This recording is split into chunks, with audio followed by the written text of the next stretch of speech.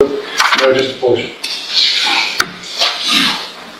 We can save time, Judge, because I was going to ask that be published in its entirety. I could redo it. How much is it? How long? 15-minute phone call, Your Honor. Okay. If you want to play. You can play your part now, and then you can play your part in a minute, or you can play the whole thing. Whatever you want to do, I'm fine either way.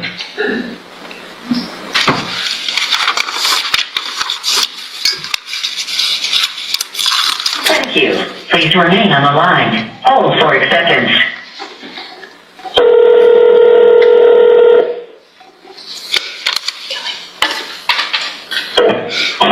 This is a prepaid call from Cherry Road. your call has been accepted. Hello? Hey, I don't know. Maybe she just don't want to have to deal with this trial and trying to hide and stay away from it because she don't. Your Honor, for the record, I have forwarded to just past the 10-minute mark on this phone call to play my portion. Okay. Like all this stress and shit. Well, I don't know. I'm gonna just let it go for a while. My trial is, or my pre-trial is December the 8th. I'll go down there and hopefully they'll make me an offer. If they will offer me 25 on that, and we'll be done. If they try to offer me anything else, or they don't offer me anything else, well then we'll just go to trial. Yeah. Because, trial is like 5 to 99, okay? I could get as little as 5 years or as much as 99.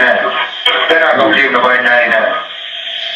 I'm not like a psychopath, sociopath, crazy ass, I'm not none of that. I had a bad day, I dealt with it wrong, I fucked up, and then I'm got to deal with it. So, the only problem is the judge and the prosecutor both the judge is running for re-election, the prosecutor's running to be a judge, so they're going to try to use my shit because it's so high profile shit to make them look good. So I'm pretty sure I won't get much of an offer at all. Because that 40-year offer was like an insult. I'm 68 years old. 40 years, you got to do 20, so I'd be 88, and then I go before the parole board, and Tiffany's going to be there to say no, and then I got to wait another 6 months and go again, possibly. I'll be fucking 90 years old before I get out, and then I got to deal with parole for the rest of my life. Oh, fuck no. No, I'm sorry. I'm not accepting. Oh man, in their 40s, people die in their 40s and 50s all the time. That'd be sweet. Yeah, that'd be sweet. I will pee in a cup, send it to y'all to pour on her grave. I'd do that. You little lying bitch. Oh yeah, I'll fix her right up. Since you would have been honest and said, look, Mama's out messing around on you, I could have just walked away, not had a problem, and none of this shit would have been a problem. But no, she had to keep her mom's secrets. I didn't know. I kind of suspected one, but I didn't know if she had a fucking heroin. But anyway, so I don't know. State of Texas rests, Your Honor. Thank you, Mr. Burbank. Thank you, Mr. Nichols. Mr. Burbank. Re-rest. I didn't know what section he was going to play, and I'm fine. Is there more that I need to hear? No. All right. So no other witnesses? No witnesses, Mr. Burbank? No, Your Honor. All right, Mr. Burbank, you may make argument. Hey, police court, counselors.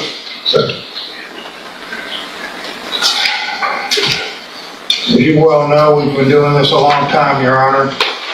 I guess I longer than you, and there are no winners in this case.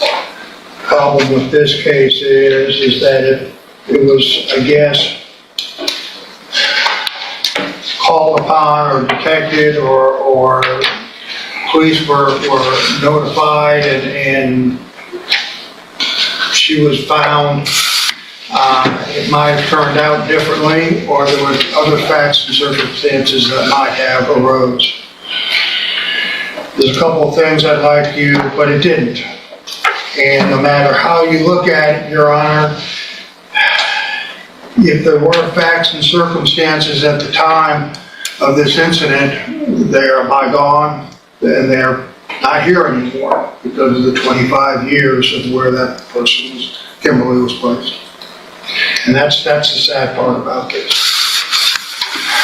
When you look at this and you look at people in reference to representing him as a defense attorney, I look at things. For instance, in State's Exhibit number 1, I wanted to make sure that the court realized that he, no matter what, it was not talking about Kimberly Langwell. It was talking about the daughter. And as the court is well aware, there is also a civil trial going on in reference to, with her family. So dumping pee on the grave was whose grave? Who's he talking about? He's talking about the daughter. What And daughter? not her, not Kimberly. The daughter's alive. I know, they were talking about it. Okay. Because it had to deal with the civil case that's currently pending. Okay. It was not for Kimberly. And it's reflected in that, Judge, in reference to things that supposedly she should have done about telling about Mom. You have a gentleman here, though, unlike a lot of other cases that you see before this court, that has no record. He has gone 68 years, and there is no record. There is nothing there that says he's lived a troubled life. In the sense of that he's had a secret. He has, and I asked the court to take judicial notice of the 2 letters that were written, one from his aunt and one from his daughter. One of the things that I believe that was brought out, he is relieved at what happened. It has been eaten on him, just as Mr. Riley.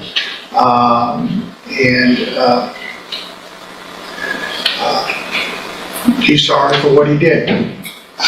He's tried to explain within the PSI and in reference to the version that he's given. I can't tell you what, if any, consideration that you may be able to give him based on the ultimate facts and what's happened. But you have an individual that has not been in trouble, that has been employed, except he kept a secret. And he kept a secret to the detriment of a family that was grieving at the time and wanted to know where their loved one was, especially a 15-year-old girl. And that he can't erase. I would ask for any consideration, if any, of course, of his age, because of the nature of the offense of being 3B under the Texas Code of the Penal Code and Texas Code of Criminal Procedure. So any consideration that you might give, but there's a cap of 40. Thank you. Thank you, Mr. Burbank. Mr. Nichols, can you play that again for me, please? I just want to make sure I'm... I can, Your Honor. I'll represent to the court. He's not talking about Kimberly Langwell. Okay. And I'll make it part of my argument. Okay, go ahead then. The phone call you heard, Judge, was him talking about how it greatly inconvenienced his life to have to deal with the parole board should he ever make it that far. And that, no doubt, Tiffany McGinnis would tell the parole board not to let him out early. That's what he's complaining about. And his son, who's the other end of that phone call, mentions, well, maybe something will happen to him and she'll die. She's in her 40s. And his response to that is, I would gladly pee on her grave, Your Honor. And the reason I play that, along with a lot of the other evidence we heard today, shows this man has no remorse, no feeling whatsoever for what he did to Tiffany's mother and what he's done to this family. If you want to testify, you can get up here and testify. Otherwise, you have refrained from doing that, and so stop talking. And on that call, he blames a then 15-year-old girl for not telling him that her mother had moved on. And that's sick and twisted, Your Honor. No more sick and twisted than living in a home with your murdered ex-girlfriend under your floor. A home that he later shared with his common-law wife. A home that no doubt people came and went in for the last 25 years. With Kimberly Langwell buried in a shallow grave under her.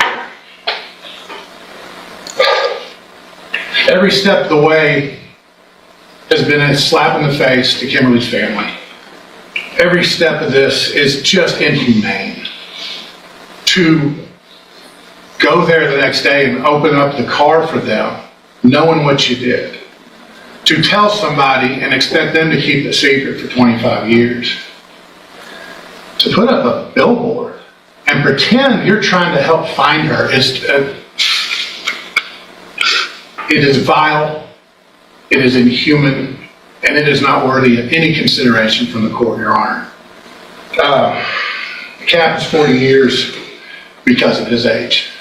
And I'm asking the court to enforce that full 40 so Terry Rose spends what's left of his life behind bars, Your Honor, because that's what he deserves. Thank you. Thank you, Mr. Nichols.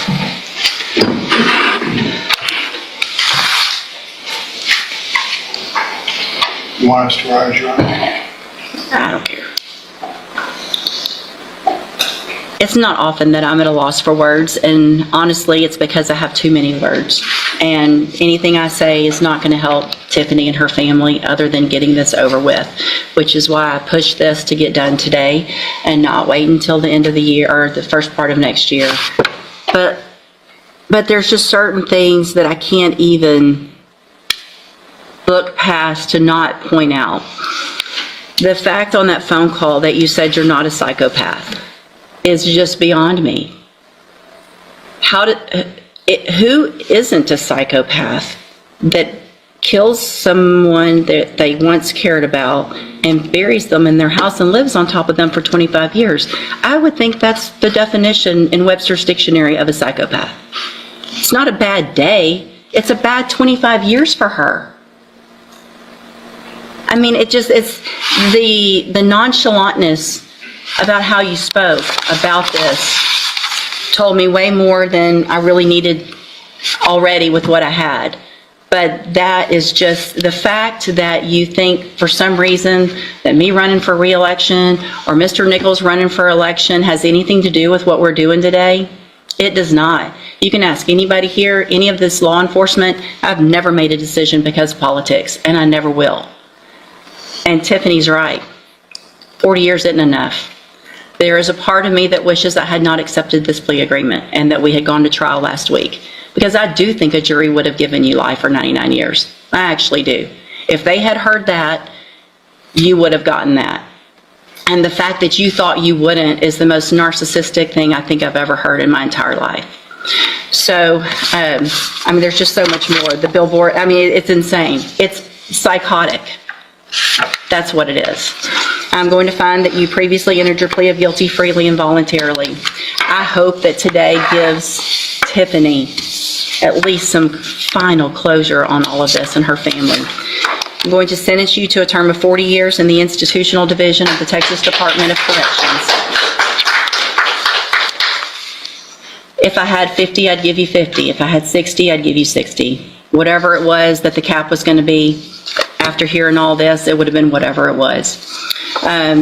You will receive credit on that sentence for any time that you've been in custody that the law gives you the right to receive. You're going to be handed a trial court certification that shows this was an agreement, so you have no right to appeal, which also is one of the only reasons that I accepted this plea agreement, because that does make this final. So there's no appeal, there's no chance of anything happening, it's over. I highly doubt that this matters, but I am required to read this to you. Because of the judgment entered against you, you're ineligible under Texas law to possess a firearm or ammunition.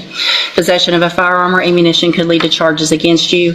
If you have any questions about that, you can talk to Mr. Burbank about how long it is or the eligibility. Again, I don't anticipate that being an issue. I want to thank every single law enforcement officer that's here, really on behalf, I think, of Tiffany and the family as well, Mr. Nichols and Mr. Canal, for the work that's been put in for 25 years to finally get this taken care of. At this time, you can go with